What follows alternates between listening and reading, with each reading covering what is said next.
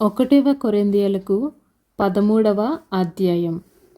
మనుషుల భాషతోను దేవదూతల భాషతోను నేను మాట్లాడినను ప్రేమ లేనివాడినైతే మ్రోగుడు కంచును గనగనలాడు తాళమునై యుందును.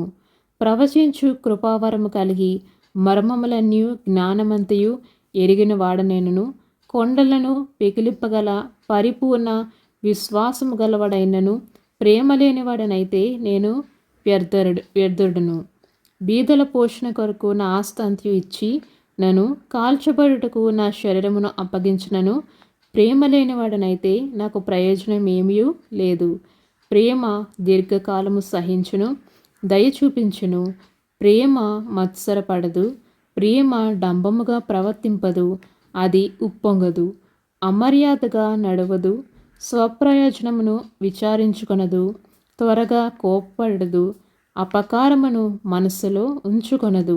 దుర్నీతి విషయమై సంతోషపడక సత్యమనందు సంతోషించును.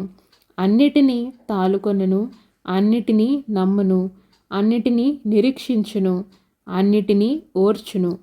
ప్రేమ శాశ్వత కాలముండును.